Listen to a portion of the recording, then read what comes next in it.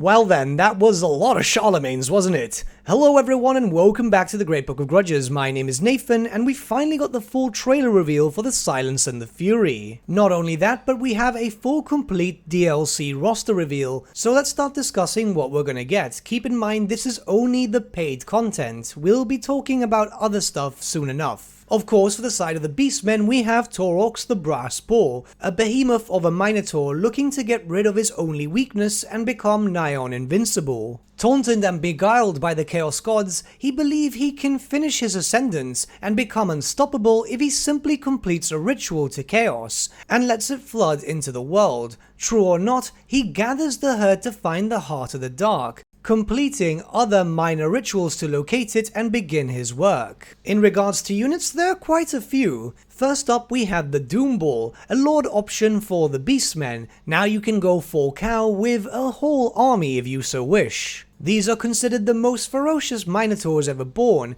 They're powerful, resilient, and daze opponents in combat. The Wargor also finally makes an appearance. A goat Beastman hero character carrying a mason shield, they are brutal leaders for their kin, improving their fighting capabilities. Tuskor chariots are also making an appearance, beast-drawn chariots with vanguard deployment, so if you want another skirmishing unit, you've got it covered here. Now let's start looking at the big boys. Two massive monsters are joining the Beastmen roster, and first up we finally have the Ghorgon. Giant and mutated Minotaurs, deceptively fast and perfect for taking on larger enemies. This has been one of, if not the most requested unit by the Total War Warhammer community for a long time now. These are big and angry monsters, and come on, do they not look awesome? And finally for the Beastmen, we have the Jabberslife. This is something that I've been wanting for absolute ages. A powerful, horrifying fusion of a toad, sludge drake, and insect. It has area of effect attacks,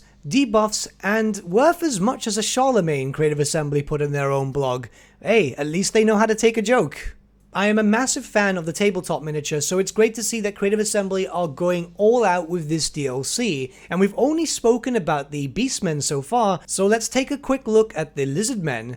Okay, so first up, of course, we have Oxyotl, an ancient chameleon skink who not only is a proficient fighter, but also did something which many thought impossible. For a number of millennia, Oxyotl was able to survive within the realms of chaos, and not only that, he did escape. Taurox's rituals and plan have garnered Oxyotl's attention, and he knows he must stop the Beastmen if the world is to remain relatively peaceful. With his focus on stealth, Oxyotl must revive silent sanctums in secret places of the world and gain the power needed to stop Taurox. And he's coming with some reinforcements too. First up we have the Skink Oracle, a spellcaster with access to a unique selection of spells from various lores. Not only that, but he's riding atop of a Troglodon. So you've got a magic spellcaster, but a very fast moving, poison dealing monster. Next of course we have the Chameleon Stalkers, a new infantry unit which is able to ambush with an explosive dart first strike ability.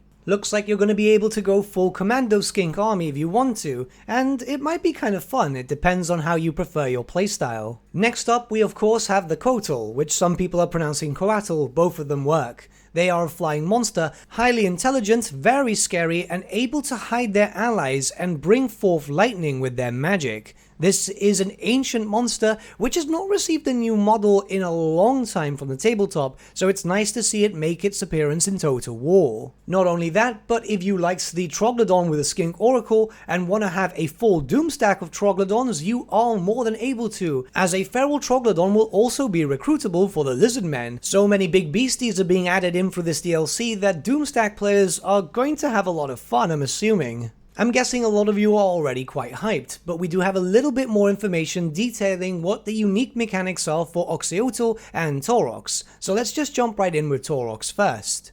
Taurox, as well as benefiting from the Beastmen redesign, which will accompany this DLC in the patch cycle, rampages through the land with the ability to rapidly move from battle to battle. Defeating enemies, razing cities, and other acts of wanton destruction give him momentum, which allows him to rampage even further. A single turn for Taurox can encompass many battles, razing of settlements, and blood flowing. His other powers all enhance this, creating more and more power in a region as he serves the slaughter. He begins in the Obsidian Peaks region at the western edges of the New World. And a basic translation of this is, if you like fighting, well, Taurox likes fighting too. I can't give out any information just yet, but soon enough. Let's move on to Oxyotl now. Oxyotl is a stealthier but no less dangerous foe. He exploits and develops the silent sanctums that exist around the world, and his intimate knowledge of the machinations of chaos allow him to locate and battle threats to the natural order of things regularly. This makes him extremely mobile on the map, and he is never caught trespassing in enemy territory. As a natural enemy of chaos and the greatest of living skinks, he gains bonus experience fighting the former and is an expert at leading the latter.